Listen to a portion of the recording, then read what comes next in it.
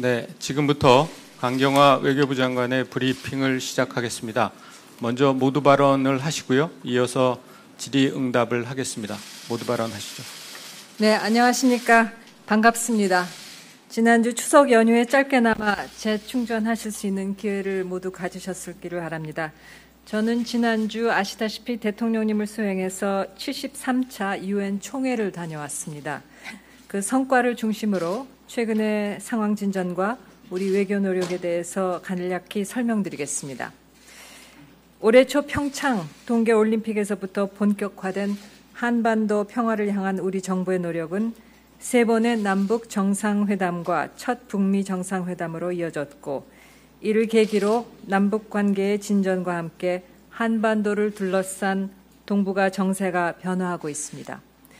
북한의 핵실험과 탄도미사일 발사가 연이어지던 1년 전 상황과 비교해보면 정말 커다란 변화가 현실로 이루어지고 있다고 생각합니다.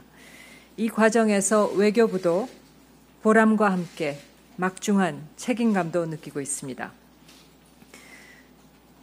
특히 대통령님께서 직접 참석하신 지난주 UN 총회 일정을 통해서 비핵화 목표 달성과 한반도 평화체제 구축의 중요한 전기가 마련되었다고 생각됩니다.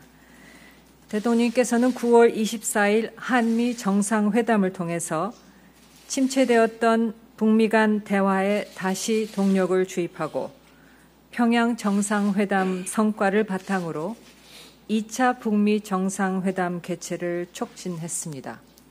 또 북미 간에도 외교장관 회담이 개최되어서 본격적인 실무 협의의 토대를 마련했습니다.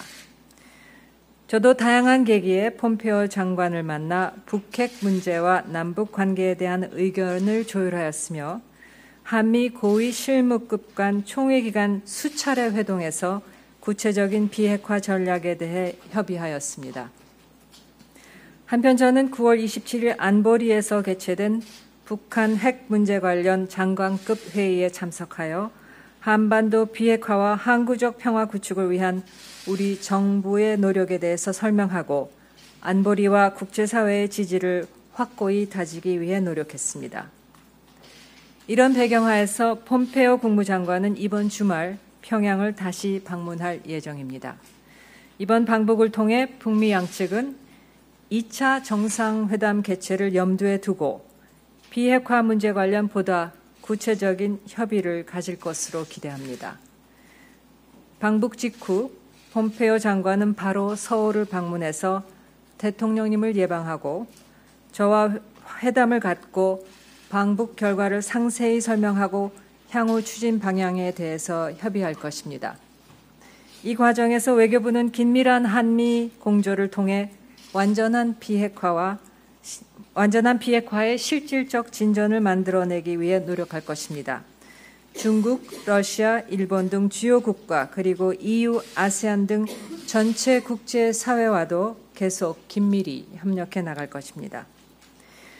더불어 우리 정부의 또 다른 핵심 외교 목표인 신북방 정책과 신남방 정책 이행에 있어서도 가시적인 성과를 거둘 수 있도록 계속 노력해 나가겠습니다. 앞으로 연말까지 굵직한 외교 행사들이 많이 계획되어 있습니다. 오는 10월 벨기에에서 개최되는 아셈 정상회의 참석과 이를 계기로 대통령님의 유럽 주요국 순방이 검토되고 있습니다. 한편 우리 외교는 여전히 많은 과제와 도전들을 직면하고 있습니다. 그중에서도 특히 최근 보호무역주의 등이 확산되고 있습니다.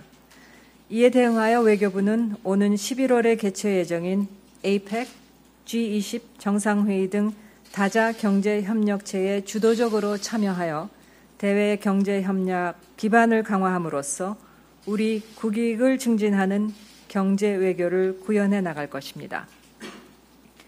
이제 마지막으로 제가 강조해온 외교부 혁신에 대해서 말씀드리겠습니다. 외교부는 대통령님의 국정 철학에 따라서 국민에 대해 책임지고 국익을 당당히 구현하며 글로벌 수준의 전문성과 역량을 갖춘 외교부로 혁신의 방향을 결정하고 조직 전반에 걸친 쇄신 노력을 기울여 왔습니다. 특히 이번만큼은 단발성에 그치지 않도록 지속 노력을 기울여왔고 그 결과 국민에 다가가는 외교, 또 조직 문화 개선 등에 있어서는 상당 부분 효과를 거두었다고 생각합니다.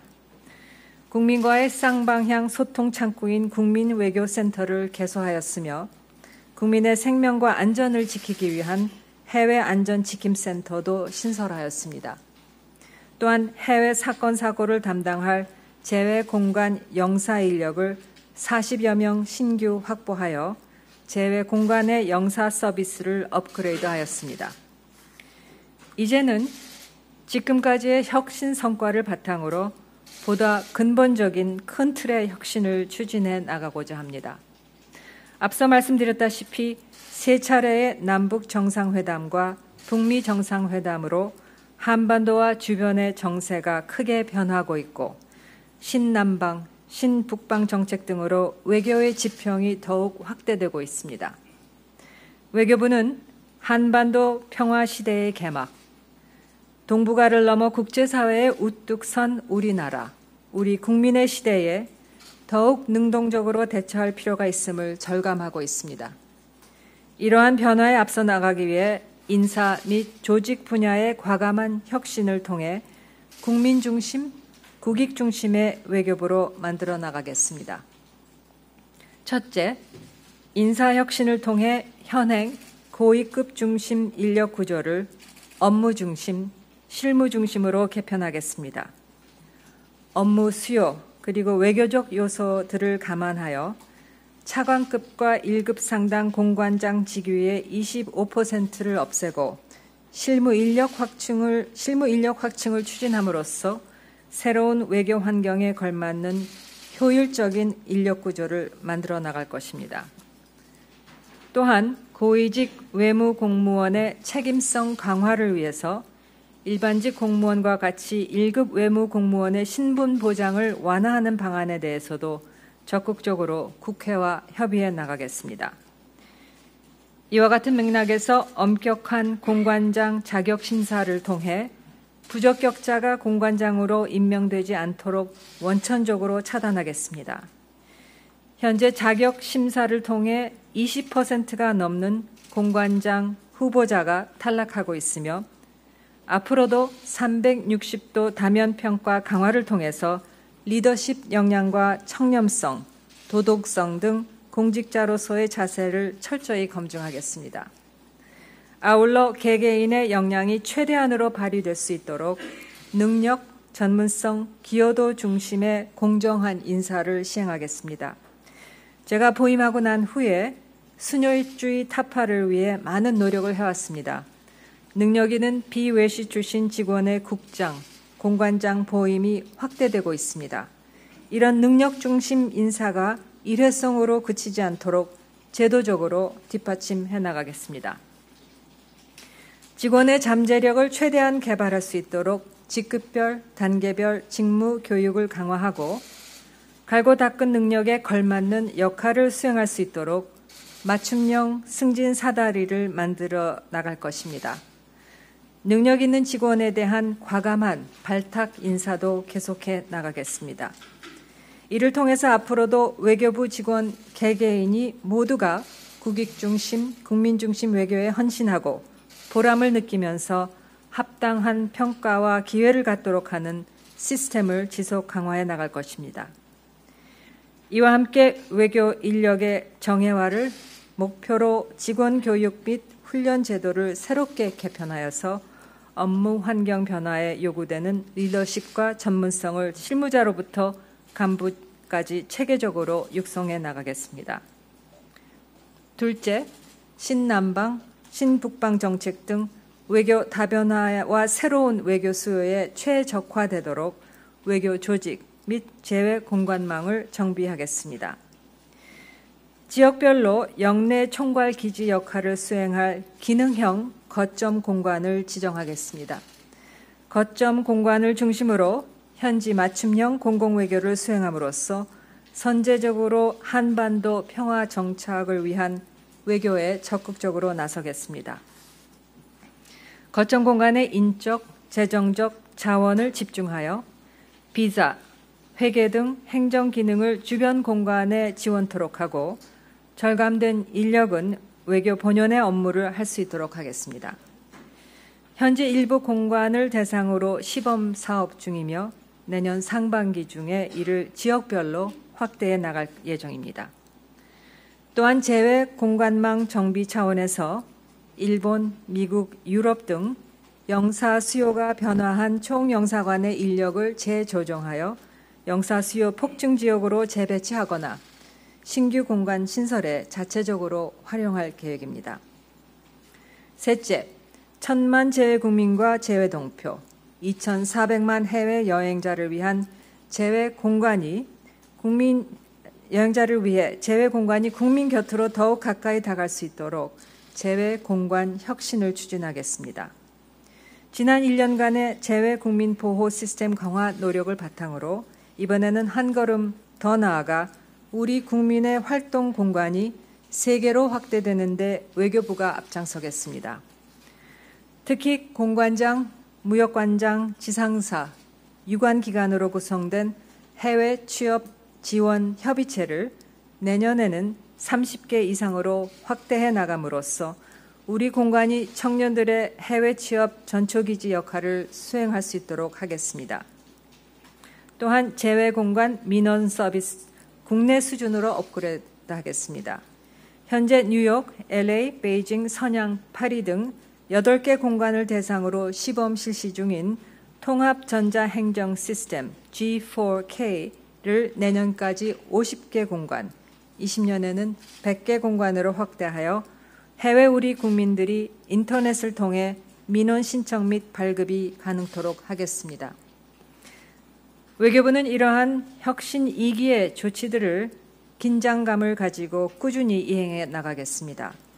급변하는 대내외 환경 속에서 평화를 이끌고 경제의 활력을 불어넣는 외교를 수행하면서 더욱 열린 자세로 국민과 끊임없이 소통해 나가겠습니다. 새로운 시대에 걸맞는 역량을 갖춘 외교부가 되도록 환골탈태의 의지로서 혁신 노력을 더욱 강화해 나가겠습니다. 국민 여러분들의 끊임없는 애정과 관심을 부탁드립니다. 감사합니다.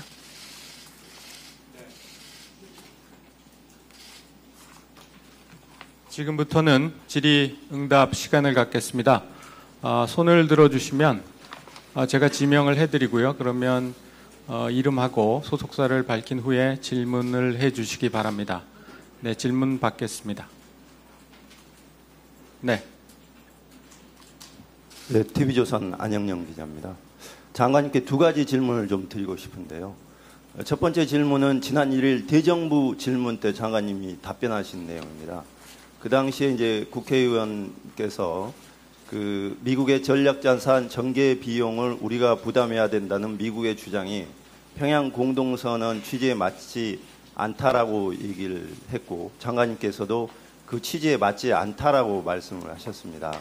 그런데 일부에서는 이 부분은 한미 동맹의 문제이지 이 한반도 비핵화와 연관짓는 것은 좀 위험할 수 있다 이런 지적이 나오는 것 같습니다. 그래서 장관님께서 그런 발언을 하신 취지를 좀 더 자세히 설명해 주셨으면 좋겠습니다. 두 번째 질문은 워싱턴 포스트와 인터뷰에서 하신 말씀과 관련된 내용인데요. 장관님께서 북한의 핵리스트 제출 요구는 뒤로 좀 미루고 그다음에 영변 핵시설을 영구 폐기하는 것과 종전선언을 어떻게 보면 맞바꾸는 게 가장 합리적인 거 아니냐라는 취지로 말씀을 하신 것 같습니다. 이 부분에 대해서도 이렇게 되면 결국은 북한이 주장하는 단계적 동시적 비핵화 이 주장에 우리 정부가 어느 정도 동의하는 거 아니냐 이런 또 지적도 있는 것 같습니다. 우리 정부는 지금까지 김정은 위원장이 선대와는 좀 다른 입장이고 비핵화에 대한 진정성을 가지고 있다라고 얘기를 하고 있는데 그렇다고 하면 핵리스트 제출이 선행돼야 된다는 게 미국의 입장인 걸로 알고 있습니다. 근데 장관님께서 그렇게 말씀을 하셨다고 그러면 만약에 핵리스트 제출은 어느 시점에 하는 게 맞다고 보시는지 그 두 가지 질문을 드리고 싶습니다. 예, 국회에서 그렇게 제가 말씀드린 것은 질문자에 대한 그런 답변 차원에서 했고요. 기본적으로 분담금 협상에 임하는 우리의 입장은 이것이 주한미군의 한반도의 안정적인 주둔을 위한 그 분담이다는 그런 기본 입장을 가지고 계속 임하고 있습니다. 미국이 협상 과정에서 그 작전 비용도 포함이 되어야 된다 하는 입장을 공개적으로 밝힌 바가 있습니다만, 그러한 미국의 입장을 공개한 상황에서 지금 이 의견의 차이가 많이 있습니다. 그래서 그러한 우리의 입장을 좀 더 명확히 한다는 차원에서 그렇게 말씀드린 것이라고 답을 드리겠습니다. 북한의 비핵화 관련해서 그 한미 간에 상당히 지금 그 다양한 레벨에서 협의를 하고 있습니다. 그리고 비핵화를 조속히 이루겠다고 하는 데에 대해서는 한국, 미국, 북한이 또 의지를 공유하고 있습니다. 대통령께서 말씀하셨듯이 김정은 위원장도 그 빠른 조속한 시일 내에 비핵화를 완전히 성취를 하고 경제 발전에 전념하겠다 하는 그 의지를 여러 번 밝히셨습니다. 그래서 그러한 그 의지를 기본으로 이 비핵화를 완전하게 하기 위해서는 우리가 과거에 했던 방식과는 조금 다른 방식으로 어프로치할 필요가 있다. 그래서 비핵화와 관련된 또 미국이 제공할 수 있는 상응 조치를 모두 다 한꺼번에 포괄적으로 고려를 하면서 그 로드맵을 만들어 나가야 되지 않겠느냐 하는 그런 융통성 있는 생각에 있어서는 우리도 물론이고 미국도 있다고 생각을 합니다. 물론 앞으로 구체적으로 어떻게 만들어 나갈지는 이번에 그 북한을 다녀오는 그 폼페이오 장관의 방북 성과가 중요한 그러한 잣대가 되겠습니다만, 이를 기본으로 융통성을 가지고 비핵화가 필요로 한 조치, 또 비핵화를 이루기 위해서 북한이 필요로 하는 상응 조치를 어떻게 매칭해 나갈 것인가에 대해서는 그런 어떤 융통성이 필요하다는 차원에서 그렇게 말씀을 드렸습니다.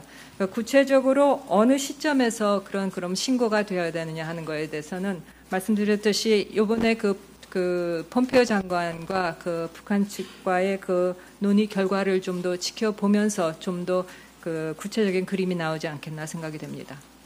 네, 두 번째 질문. 네, 이정은 기자님. 네, 동아일보 이정은입니다.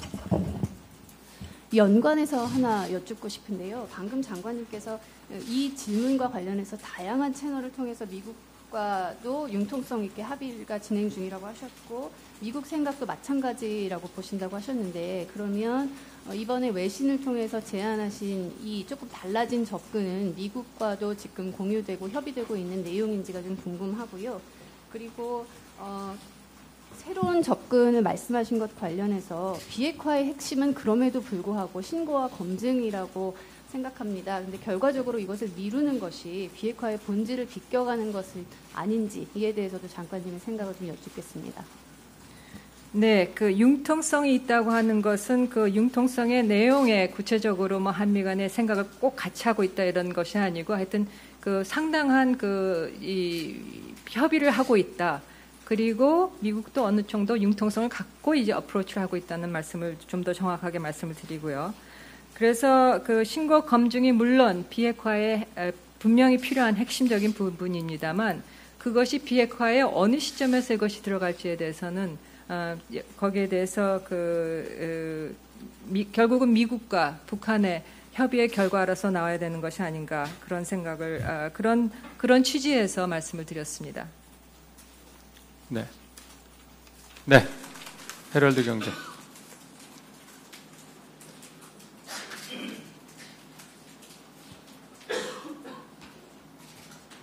헤럴드 경제 문재영 기자입니다. 아무래도 지금 주요 현안이기 때문에 계속 질문을 드릴 수밖에 없는데요. 지금 방금 이제 기존 방식하고는 다르게 이제 비핵화를 접근해야 한다고 말씀하셨는데, 사실 이제 신고와 검증이라는 것은 단순히 미국이 다른 국가들한테 비핵화 과정에서 요구해온 절차가 아니고 IAEA라든지 NPT 체제가 마련되면서 이제 통상적으로 구축이 된 절차인 것인데, 이것을 깨고 새로운 접근을 한다라는 것은, 그리고 이 새로운 접근을 다른 경우에도 이제 적용할 수 있도록 이제 타당성을 갖추려면은 지금 언급드린 이제 타당성이라든지 일관성이라든지 그리고 이러한 새로운 접근을 할 수밖에 없는 사유가 적용이 돼야 된다고 생각을 합니다. 지금 현재 외교부가 판단하고 있는 다른 접근이 필요한 이유는 가장 근본적인 이유는 무엇인지 궁금하고요. 북미 간의 대화를 통해서 비핵화와 평화체제 구축이 이루어질 수밖에 없다라고 이야기를 하지만 어쨌든 우리나라는 당사국으로서 적극적으로 개입할 수밖에 없는 상황일 것입니다.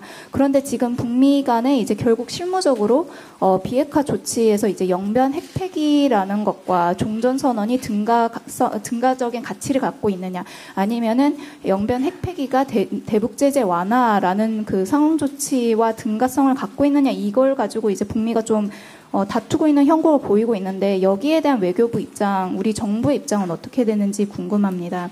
그리고 마지막으로 인사혁신에 대해서 이제 그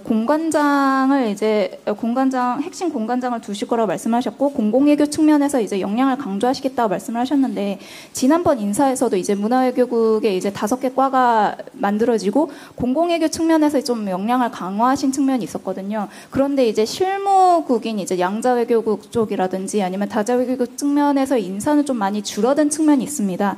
이 공공외교는 아무래도 외국 대중들한테 우리 외교부를 홍보하는 측면이 강하지 실무적인 역량이 있느냐라는 질문이 생길 수밖에 없는데요. 여기에 대한 외교부 입장 궁금합니다.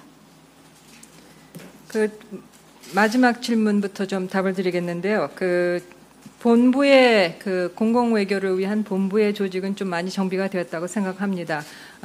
이 혁신 2기에 있어서는 공관의 그 공공외교 능력을 좀 강화해야 될 필요가 있다고 생각하고 특히 그 한정된 인력 상황에서는 좀 거점화할 필요가 있다고 생각해서 그 공공외교 거점 공관을 중심으로 좀 그 인력을 좀 더 강화해야 되겠다 하는 생각을 하고 있습니다. 예컨대 미국에서는 그 워싱턴에 있는 주미 대사관이 미국 전체에 대한 공공외교의 거점 공관 역할을 이미 시작을 하고 있고요. 그런 식으로 이제 그 현장에서의 공공외교가 좀 더 효과를 낼 수 있도록 노력하겠다는 말씀입니다. 그 지금 과거에 다른 나라의 그 비핵화 과정하고 북한의 비핵화가 지금 다른 것은 기본적으로 불신입니다. 자발적으로 핵을 포기했던 뭐 카자흐스탄이나 남아프리카나 우크라이나 이런 나라들은 그런 기본적인 신뢰가 있는 상황에서 이 핵을 포기한 과정에서 뭐 IAEA도 사찰도 받고 그래서 신속하게 진행이 되었습니다. 지금 아시다시피 북미 간에는 70년 동안의 그 불신의 기초 위에서 이렇게 어려운 비핵화를 지금 만들어 나가는 상황에서 그런 신뢰 구축과 함께 비핵화를 만들어 나가야 된다는 점에서 그 기본적으로 훨씬 더 어려운 과제가 되었다는 말씀이고요. 그렇기 때문에 신뢰 구축과 함께 나가야 된다는 입니다. 그리고 그러한 정신은 그 북미 간의 그 북미 정상회담의 결과인 센토사 합의에도 그 부분이 담겨 있습니다. 그래서 센토사 합의에는 비핵화뿐이 아니라 70년간의 적대 관계 종식 그리고 새로운 관계를 만들어 나가겠다 하는 그런 큰 2개의 합의가 담겨 있고 그 2개의 합의가 같이 실천으로 옮겨져야 된다 하는 생각입니다. 영변 핵 시설의 영구적인 핵 폐기에 대한 그런 등가성의 상응 조치가 무엇이 되어야 되겠느냐. 물론 종전선언이 이미 많이 얘기가 되었고 또 한미사에서도 이 종전선언에 관련해서 많은 협의가 있었습니다. 그래서 그런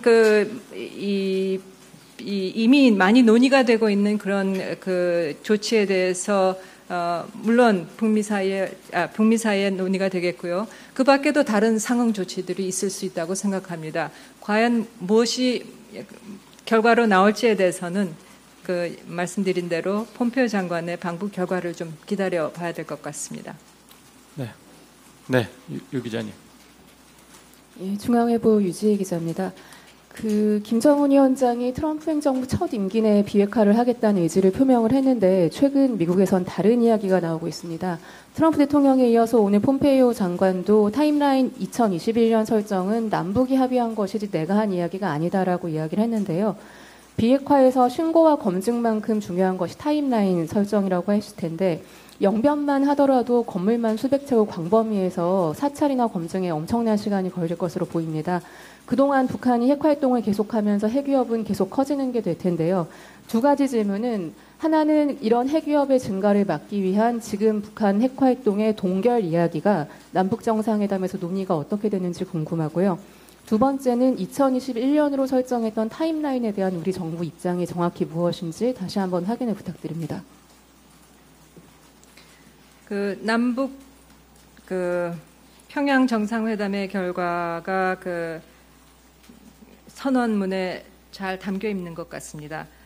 말씀드렸듯이 영변 시설의 그 핵 연구 폐기라는 것도 사실 상당히 그 복잡하고 어려운 과정이 특히 검증과 함께 돼야 될 부분입니다만 굉장히 그 시간적으로도 그 꽤 드는 그런 과정이 될 것이라고 생각됩니다만 그 밖에 뭐 남북 정상회담의 그 구체적인 논의 내용에 대해서는 또 대통령께서 그 부분을 충분히 트럼프 대통령과 공유를 하셨습니다만 그 세부 사항을 여기서 밝혀드리는 것은 적당하지가 않다고 생각합니다.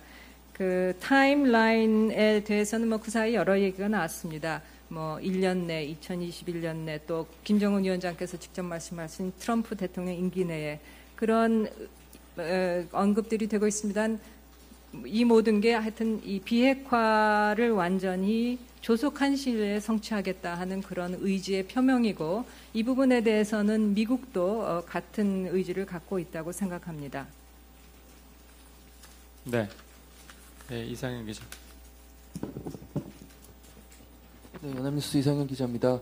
문재인 대통령께서 유엔 사무총장을 만났을 때 대북 제재, 인도적 제재 지원에 대해서 언급을 하신 게 있고요. 최근에는 외신을 중심으로 대북 제재 일부 면제에 대한 얘기들도 나오는데 지속적으로 입장을 말씀해 주신 부분이기는 한데 대북 인도적 지원 부분에 대해서 지원을 재개할 좀 구체적인 방침이나 계획이 있으신지 궁금합니다. 예, 유엔 사무총장 과의 면담 시 대통령께서 국제기구를 통한 대북 인도적 지원을 좀 더 활발히 해야 되지 않겠느냐 하는 그런 말씀이 있었고 또 사무총장께서는 거기에 적극적으로 호응을 해왔었습니다. 또 마침 바로 최근에 유엔 인도 지원 기구의 조정 역할을 하고 있는 오차에서 북한에 대한 지원을 지원 대상국이 여러 나라가 되지만 그 중에 하나로서 북한을 지정을 하고 SURF라는 긴급구호 대응 지원이 이제 들어가게 됩니다.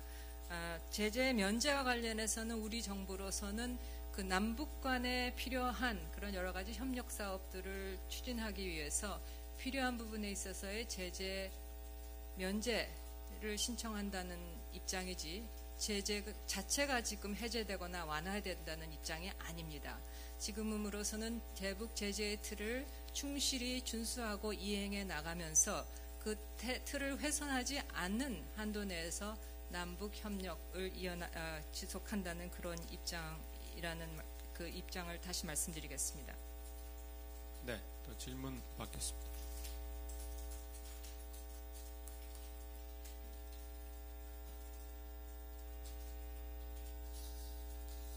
네, 이경주 기자님. 그 북미 관계에 계속 질문 나왔으니까 좀 다른 질문 하나 드리겠습니다. 그 서울신문 이경주인데요. 최근 뭐 의원들이 자꾸 자료를 내는 걸 보면 성비 사건들이 7월인가 장관님께서 좀 많이 뭐 대책을 마련하겠다. 대책도 마련할 것 같은데 작년에 뭐 일어난 거의 절반이 그렇다. 뭐 여러 가지 얘기가 나오고 있습니다. 더 보완책을 마련하실 계획이 있는지 또 거기에 대해서 왜 이게 계속 지속되고 그렇게 대책을 많이 마련했는데 계속 지속되고 있다고 생각하시는지 듣고 싶습니다. 네, 뭐 우리 사회의 미투 운동을 봐도 알 수 있겠지만 그 남성의 여성에 대한 그런 어떤 그 성비위 이런 것은 어떻게 보면은 뭐 제도의 문제이기도 하지만 문화의 문제입니다. 그렇기 때문에 하루아침에 제도를 마련했다고 해서 뿌리 뽑히는 일은 아니라는 생각을 가지고 처음부터 불관용의 원칙에 따라서 그 제도를 마련했습니다. 최근에도 더 몇 건의 사건이 불거져 나와서 참 안타깝게 생각합니다만 어떻게 보면은 그런 상고도 우리가 이제는 신속한 신고 시스템, 그 피해자들이 안심을 하고 신고할 수 있는 그 시스템을 만들었기 때문에 그것이 조기에 적발이 되어서 또 조기에 조사가 되어서 그 사안의 경중에 맞는 처벌이 이루어지고 있다고 생각합니다. 앞으로도 전혀 없다고 장담 못하겠습니다. 특히 그 본부의 감사가 본부의 눈이 먼 특히 소인수의 공간에 있어서는 그러한 이 본부의 관심이 이만큼 있다 하는 것을 좀 더 확실하게 알릴 필요가 있을 것 같습니다. 그래서 지금 시스템은 저희가 잘 구축하고 있다고 생각합니다만 이 문화의 사고의 그야말로 근본적인 변화를 가지고 오기 위해서 본부의 직원들에 대한 교육은 물론이고 그 공관 직원들에 대한 교육을 좀 더 철저하게 시행할 필요가 있다고 생각합니다. 제도적으로 또 보완할 부분에 있어서는 계속 검토하면서 보완해 나가겠습니다. 네. 네, JTBC 허진 기자입니다. 장관님께서 한미 간의 융통성에 대해서 일치하진 않지만 미국도 어느 정도 융통성에 대해서 생각을 하고 있다고 말씀을 하셨고 상응 조치 이런 말들도 있는데 약간 추상적인 말들이라서요.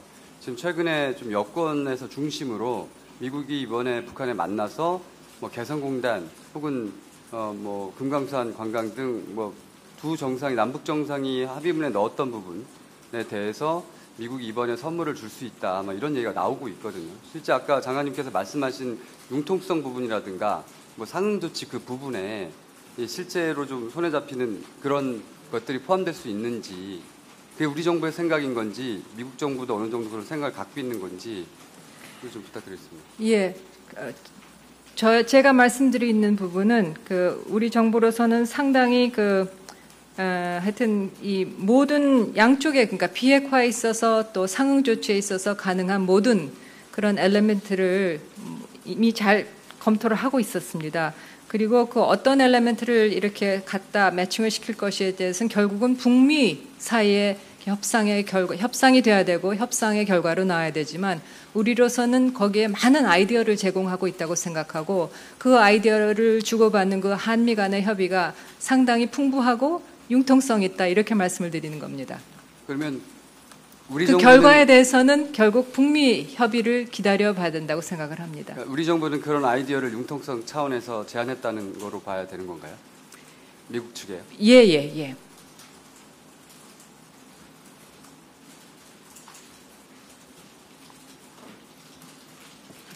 네, 정은지 기자님. 네, 안녕하세요. 뉴스원 정은지입니다. 최근에 문재인 대통령께서 화이티우 재단 해산을 시사하셨는데요. 외교부에서는 이와 관련해가지고 지혜로운 해결을 위해서 외교 노력을 지속한다는 입장을 밝혔습니다. 그러면 후속 일본이랑 협의 일정이라던가 아니면 이 문제를 어떻게 해결해 나가시겠다라고 하는 방침이라든지 있으시면 소개를 부탁드립니다. 네, 대통령님께서 아베 총리와의 지난주에 회담 때 우리 정부의 생각을 공유를 하셨습니다. 특히 피해자 중심으로 이 문제를 접근하겠다 하는 기본 입장에서는 피해자들인 할머님들께서 또 지원단체들께서 이 재단의 해체를 계속 지속적으로 요구를 해온 상황에서 또 재단 활동 자체가 지금은 거의 중지된 상황에서 이 재단을 계속 열어놓고 간다는 게 무의미하다. 그런 어떤 국내적인 그런 상황을 현실을 잘 설명을 하셨습니다만 이것이 또 한일 외교 관계에 있어서의 부담이 되지 않도록 외교 당국으로서는 그럼 어떤 방안이 가능한지에 대해서 계속 협의를 해나가야 된다는 것도 분명합니다. 그래서 외교부로서는 각 레벨에서 구체적인 외교 일정에 대해서는 말씀드릴 수가 없겠습니다만 하여튼 다양한 소통 채널을 통해서 협의를 하고 있다고 말씀드리겠습니다. 네. 네, 머니투데이 최태범 기자입니다. 관함식의 우길기 논란이 뜨거운데요. 근데 이 문제를 관함식에 한정해서 볼 게 아니라 좀 중장기적으로 이걸 풀어갈 필요가 있다고 봅니다. 이 우길기라는 게 일본이 태평양 전쟁을 일으켜서 그 아시아 각국을 침공할 때 썼던 전범기잖아요. 그래서 일각에서는 이 전쟁을 막자고 출범한 게 유엔이니만큼 정부가 유엔에 이 문제를 좀 공식적으로 제기할 필요가 있다라는 주장도 나오는데요. 이런 방안을 비롯해서 장관님께서는 앞으로 어떻게 이 문제를 풀어갈지 질문드리고 싶습니다. 네, 이번 관함식에 참석하는 자위대 우길기 계약 문제와 관련해서 이미 많이 언론에 나왔습니다만, 외교부로서도 우길기가 갖고 있는 우리 국민의 정서 차원의 문제, 거기에 대한 우리의 역사적인 경험, 이런 것을 일본 측이 충분히 고려를 해줘야 된다 하는 입장을 전달을 했습니다. 이 사안 자체가 어떻게 진행이 되고 있는지에 대해서는 국방부에 문의를 좀 하셔야 될 것 같습니다. 앞으로 이 문제를 그럼 어떤 국제사회에서 또 이슈화를 해야 될 것이냐 안 해야 될 문제는 그런 말씀하신 방안도 있겠지만 좀 더 많은 고려사항이 있을 것으로 생각이 됩니다. 그래서 그런 부분을 포함해서 외교부로서도 어떠한 방안이 가능한지 적정한지 검토를 해보겠습니다. 네, 김진명 기자님. 네, 조선일보 김진명입니다. 방금 전에 우리 정부가 금강산 관광과 개성공단 재개를 대북 제재 면제 대상으로 제안했다고 말씀을 하셨는데 미국의 반응은 어땠는지 좀 설명해 주셨으면 합니다. 면제 대상으로 제안했다 하는 거는 사실이 아닌 것 같은데요. 방금 전에 TBC 인 거죠? 라고 질문을 드리니까 장관님께서 네라고 답변하시고 끝났거든요. 그래서 그 부분이 어떻게 된 건지. 그렇게 직결돼서 그렇게 들리셨을지 모르지만은 개성공단 금강산 재개 관련해서 우리가 미국의 제재 협의를 하신 건 사실이 아니고요. 다만 일반적인 원칙으로서 우리가 협력을 추진해 나가면서 요거는 제재 문제가 있는 부분에 있어서는 있다고 판단이 되는 부분에 있어서는 미국과 또 유엔 제재위원회와 협의해 나간다 하는 말씀을 드리고, 금강산 또 개성공단 재개 문제와 관련해서는 늘 말씀드렸듯이 여건이 성숙된 다음에, 즉 제재라는 그런 어떤 이 상황 변화가 있은 다음에 추진할 문제다 하는 말씀을 드리겠습니다. 한 가지만 추가 질문 더 드리겠는데, 최근에 러시아가 안보리 등에서 우리 남북 철도 도로 연결 문제와 관련해서라도 제재 면제를 인정해 달라는 요청을 지속적으로 하고 있는데요. 이것과 관련해서 우리 정부가 러시아에 안보리 상임이사국인 러시아에 이게 이제 추진될 수 있도록 면제를 요청해 달라는 요청을 하셨는지 궁금합니다. 제가 보고받기로는 그런 건 사실이 아닌 걸로 이해하고 있습니다만, 혹시 실무에서 무슨 그런 협의가 있었는지에 대해서는 한번 검토를 하겠습니다만, 그런 지시도 없었고요. 제가 알기로서는 안보리에서 러시아 측과 그런 얘기가 있었던 것은 사실이 아닌 걸로 생각됩니다.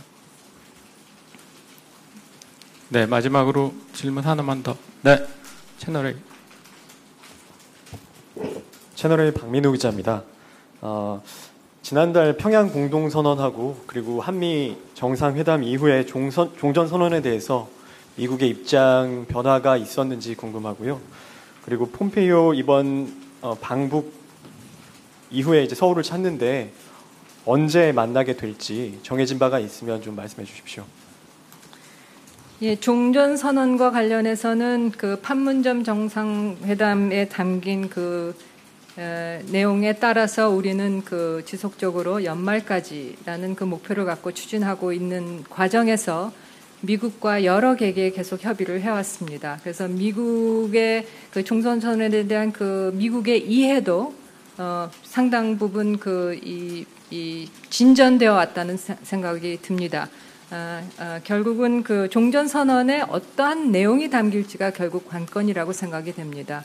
그리고 내용은 그야말로 이제 말을 만들어 나가는 그런 작업이 되겠습니다만, 그런 이 부분에 있어서 미국과 계속 협의를 하고 있다고 말씀드리고, 입장 변화가 있었는지에 대해서는 있었다 없었다 말씀드리기보다는 하여튼 우리가 왜 이렇게 하려고에 대한 그 이해 또는 상당히 우리가 얻었다 이렇게 말씀을 드릴 수가 있겠습니다. 폼페오 장관이 7일 하루 일정으로 방북을 하고 바로 서울에 와서 아마 늦은 오후나 저녁 시간이 되겠죠. 와서 대통령을 예방하고 저와 회담을 갖기로 되어 있습니다. 7일 당일에 바로 보시나요? 그렇게 미리 발표된 일정인가요? 어떻게 됐나요? 미측에서 발표되지 않은 제가 밝히는 게 좀 시간이 안 왔고 7일 하루 일정으로 들어간다고 발표가 됐습니다. 그래서 저와 하는 그날 당일이 될 것 같습니다만 그 부분은 그냥 참고로 알고만 계시고요. 미국이 아직 발표하지 않은 상황에서 좀 발표는 공개적으로 안 했으면 좋겠습니다.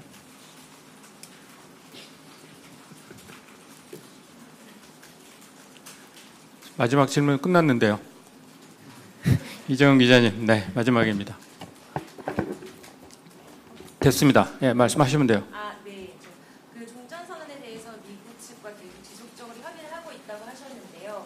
종전선언의 개념에 대해서 우리 정부가 생각하는 것과 북한이 생각하는 것과 또 미국이 생각하는 레벨이 좀 달랐을 수도 있을 것 같습니다. 거기에 대해서 좀 개념 정리가 좀 됐는지, 입장차가 좀 좁혀졌는지 궁금하고요. 그리고 그 폼페이오 장관의 방북 일정이 이제 사실 오리무중이었다가 좀 예상보다 빨라진 것을 긍정적으로 평가한다라고 어제 청와대에서 이야기를 했었는데, 그렇다면 계속 신뢰를 구축해 나가는 차원에서 이 비핵화 협상을 해야 한다고 생각을 한다면 일정이 좀 당겨진 것이 어떤 신뢰 구축에 어떤 계기가 있었거나 이제 그런 부분이 좀 진전이 됐기 때문에 폼페이오 장관의 방북이 좀 빨라졌다고 보시는 건지요? 네, 일단 방북이 이렇게 빠른 시일 내로 이루어진 것은 좋은 징조라고 생각이 됩니다. 그 사이에 북미 간의 그 방북을 준비하면서 계속 접촉이 있었던 걸로 알고 있고요. 어쨌든 그 접촉의 내용에 대해서는 저희가 또 협의를 통해서 계속 미국과 협의를 중입니다만 내용은 물론 밝혀드리기는 어렵겠습니다. 일단 좋은 징조라고 생각이 됩니다.